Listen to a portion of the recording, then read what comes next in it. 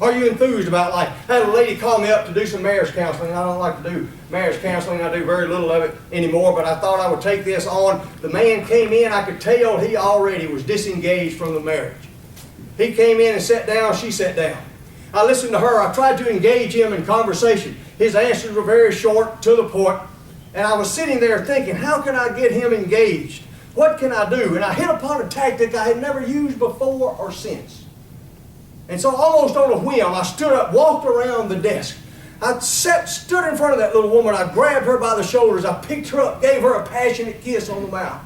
I set her down, walked around my desk, sat in the chair. I looked that man in the eye. I pointed my finger at him and I said, "Sir, that is what that little woman needs."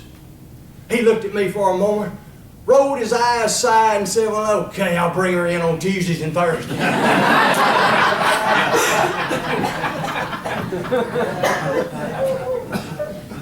Are you still enthused about life, about the things going on? And I use the word enthusiasm. I'll give you a little homework. It comes from the two Greek words entheos. If you don't know what it means, go look it up. Enthusiasm.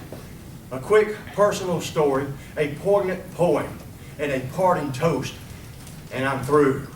I've been to the Grand Canyon several times. Grand Canyon is a beautiful sight. If you ever get a chance to go see it.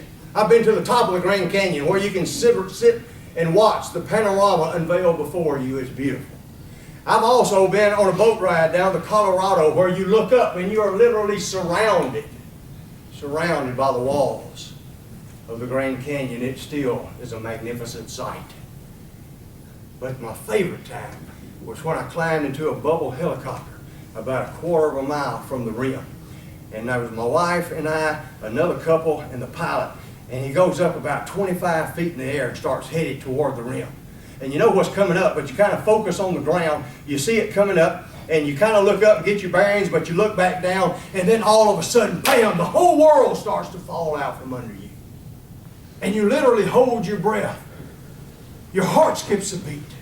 Your pupils dilate, and you have to consciously think, I'm okay as long as I am in this helicopter.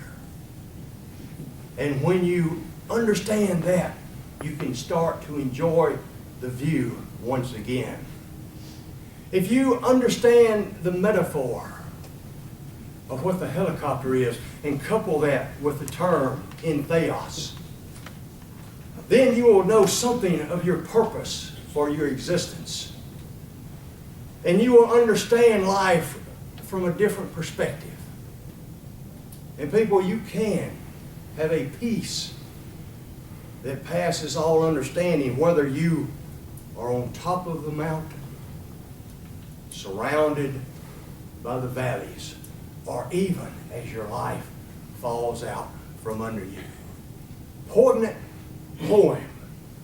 It is very simple, and yet the older I get, I understand how profound it is. You'll be familiar with it.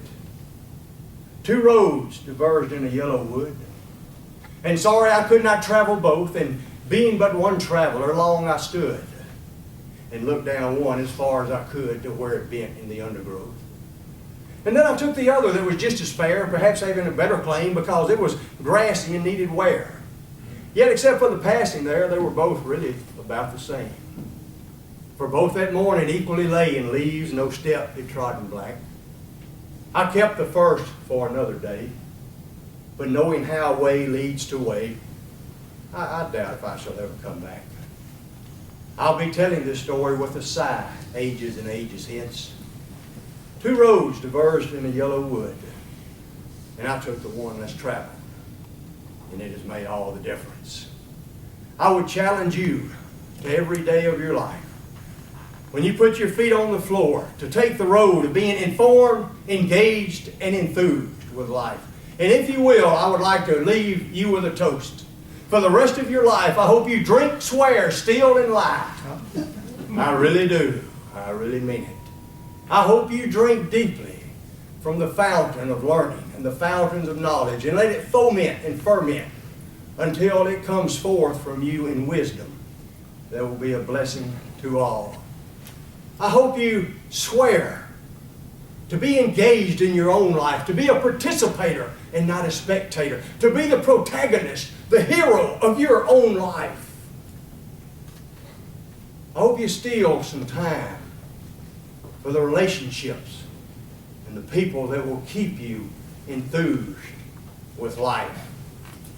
And if you lie down tonight, this is not something you want to do all the time, but if you're a man or woman of faith, when you lie down tonight, thank God for the tests that you have had. Not only the ones that you have passed, but the ones that you have failed, because it is because of the test of life that you have learned what you have learned.